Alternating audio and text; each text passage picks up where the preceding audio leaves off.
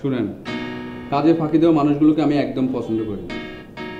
আমার অফিসে এর আগে যে পিয়ন ছিল, উনি সবসময় মোবাইল নিয়ে ব্যস্ত থাকতো, মিথ্যে কথা বলতো। এগুলো আমার একদম পছন্দ না। আমি চাই এমন একজন মানুষ আমার অফিসে কাজ করবে, যিনি সবসময় কাজকে মূল্যায়ন করবে, কাজে ফাঁকি দিবে না, অবহেলা করবে না। আপনি যদি ঠিকঠাক কাজ করতে পারেন, তাহলে আগামীকাল থেকে আপনি কাজে জয়েন করতে পারেন। পারবো স্যার, অবশ্যই পারবো স্যার। স্যার, চাকরির আমার ভীষণ দরকার স্যার। আমি বড় অসহায়, এই দুনিয়াতে আমার কেউ নাই স্যার, আমি একা। চাকরিটা হলে থাকা খাওয়ার একটা ব্যবস্থা হবে স্যার। স্যার, আপনার অনেক ধন্যবাদ স্যার। বাবা, বাবা তুমি এখানে? বাবা, মামুন তুই তুই এখানে এই অফিসের? আমি এই কোম্পানির মালিক। হ্যাঁ বাবা, আমি এই কোম্পানির মালিক। একদিন তুমি আমাকে বাড়ি থেকে বের করে দিয়েছিলে না? আমি এই শহরে এসে খেয়ে না খেয়ে তিলে তিলে পরিশ্রম করে আজ এই কোম্পানির মালিক হয়েছে বাবা। বাবা, তুমি তো আমার অফিসে পিয়নের চাকরি করার মতো না। তোমার তো ধন সম্পদ বাড়ি গাড়ি সব আছে বাবা। তুমি কেন আমার অফিসে আসলে? আর তুমি আমার অফিসে পিয়নের চাকরি করবে? বাবা কি হচ্ছে তোমার, আমাকে বলো। বাবা, মামু তোর সৎ মায়ের কথা মতো তোরে আমি বাড়ি থেকে বের করে দিয়েছিলাম। আমি বিয়ে করেছিলাম যাতে তোর আমরা সবাই সুখে থাকতে পারি, কিন্তু তোর মা যে এভাবে অত্যাচার করবে বুঝতে পারি নাই।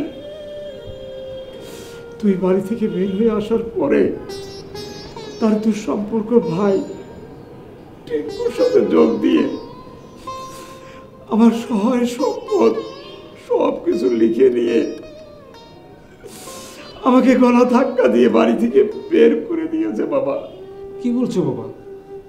যে মায়ের অত্যাচারে একদিন তুমি আমাকে বাড়ি থেকে বের করে দিয়েছিলে, আর আজ সেই মাই তোমার সব কিছু লিখে নিয়ে তোমাকে বাড়ি থেকে বের করে দিয়েছে?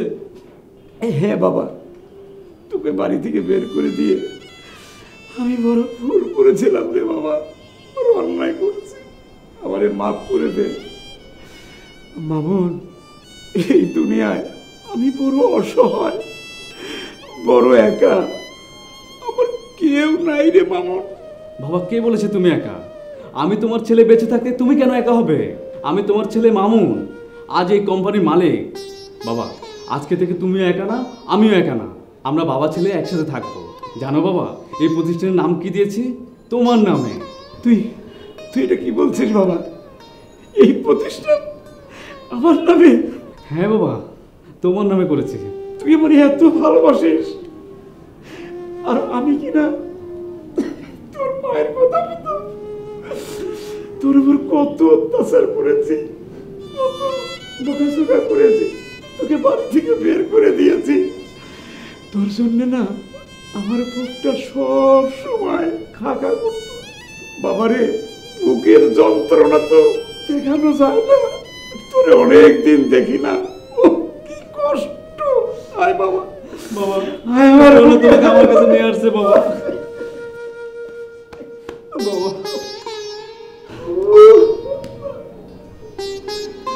বাবা আজ থেকে তোমার কোনো সমস্যা নেই বাবা, তুমি এখানেই থাকবা। বাবা বসো, তুমি এখানে বসো বাবা, আজ থেকে তুমি এখানে বসবা।